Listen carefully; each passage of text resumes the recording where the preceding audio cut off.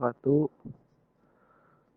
Di sini saya Yolanda Haidari Rusli dari Teknik Informatika akan memperjelaskan tentang web service di mata kuliah Sistem Terdistribusi. Nah, baiklah kita mulai. Web service. Web service adalah suatu sistem perangkat lunak yang dirancang untuk mendukung interoperabilitas dan interaksi antar sistem pada suatu jaringan. Lalu web service digunakan sebagai suatu fasilitas yang disediakan oleh suatu website untuk menyediakan layanan dalam bentuk informasi kepada sistem lain sehingga sistem lain dapat berinteraksi dengan sistem tersebut melalui layanan-layanan service yang disediakan oleh suatu sistem yang menyediakan web service. Kemudian web service tersebut menyimpan data informasi dalam format XML. Sehingga data ini dapat diakses oleh sistem lain walaupun berbeda platform, sistem operasi maupun bahasa compiler. Service itu bertujuan untuk meningkatkan kolaborasi antara pemrograman dan perusahaan yang memungkinkan sebuah fungsi di dalam web service dapat dipinjam oleh aplikasi lain tanpa perlu mengetahui detail pemrograman yang terdapat di dalamnya. Beberapa alasan mengapa digunakannya yaitu 1. Web service dapat digunakan untuk mentransformasikan suatu beberapa bisnis logis atau kelas dan objek yang terpisah dalam satu ruang lingkup yang menjadi satu, sehingga tingkat keamanan dapat ditangani dengan baik. Kedua, web service memiliki kemudahan dalam proses deployment-nya karena tidak memerlukan registrasi khusus ke dalam suatu sistem operasi. Web service itu cukup diupload ke web server dan siap diakses oleh pihak-pihak yang telah diberikan otoritas. Yang ketiga, web service berjalan di port 80 yang merupakan protokol standar HTTP. Dengan demikian, web service tidak memerlukan konfigurasi khusus di sisi firewall. Ini arsitektur web service. Arsitekturnya itu terdiri dari 3 entitas, yaitu pertama service requester atau permintaan layanan, yang kedua service provider penyediaan layanan, yang keempat service register atau daftar layanan. Di sini ada gambar runtunan gimana web service dalam arsitekturnya bekerja.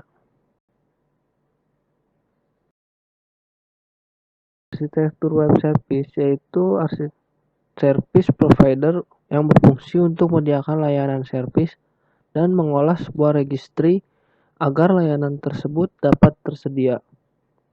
Service registry yaitu berfungsi sebagai lokasi sentral yang mendeskripsikan sebuah layanan service yang telah diregister. Lalu service requester yaitu permintaan.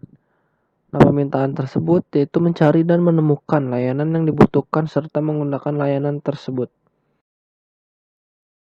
Artinya pada web service secara umumnya memiliki 3 operasi yang terlibat di dalamnya yaitu 1.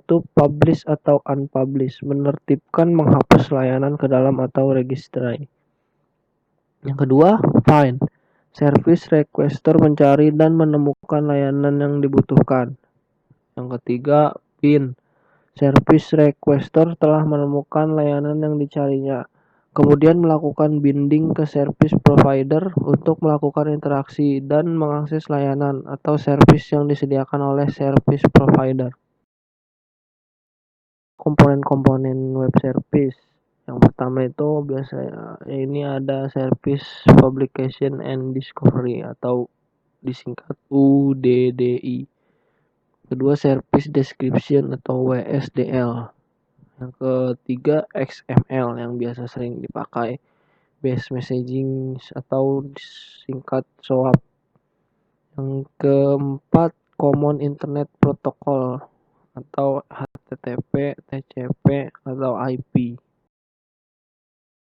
Nah, yang di sini ada web service secara menyeluruh memiliki 4 layer komponen yang seperti gambar di tadi. Yang pertama itu protokol internet standar seperti HTTP, TCP atau IP. Yang layer kedua, Simple Object Access Protocol atau SOAP, merupakan protokol akses objek berbasis XML yang digunakan untuk proses pertukaran data atau informasi antar layanan. Nah, di layar ketiga yaitu ada Web Service Definition Language atau WSDL, merupakan suatu standar bahasa dalam format XML yang berfungsi untuk mendeskripsikan seluruh layanan yang tersedia. Atau keuntungan dan kekurangannya pada web service yaitu pertama kegunaannya. Kegunaan tersebut dapat membantu perantara pada integrasi platform panjang eksekusi mesin virtual, integrasi antara web dan OO middleware, integrasi dari aliran kerja terisolasi, dan service pertukaran data. Pada aplikasi yang berbeda-beda, format penggunaan tersebut untuk semua platform. Menggunakan standar-standar membuka servis sekali dan mempunyai pemakai banyak. Yaitu pertama, routing dan pengiriman. Security-nya, yang ketiga manajemen and monitoring, yang keempat skema and service design, kelima akselerasi, yang keenam standar-standar berbasis stack, ketujuh pencapaian modular, yang ke-8 tidak mahal untuk diimplementasikan atau relatif. 9. Mengurangi biaya integrasi aplikasi enterprise, implementasi yang incremental. Sini ada keuntungannya. Web service mengizinkan perangkat lunak dan service dari perusahaan dan lokasi yang berbeda. Untuk dikombinasikan, web service mengizinkan penggunaan kembali service dan komponen di dalam suatu infrastruktur.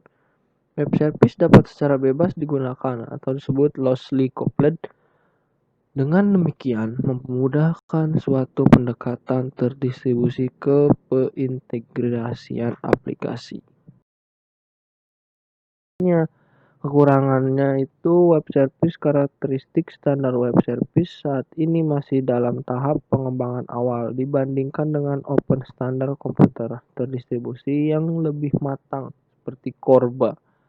Web service tersebut hanya saja memiliki kinerja yang lemah dibandingkan dengan pendekatan terdistribusi lainnya seperti RMI, Corba, atau DCOM.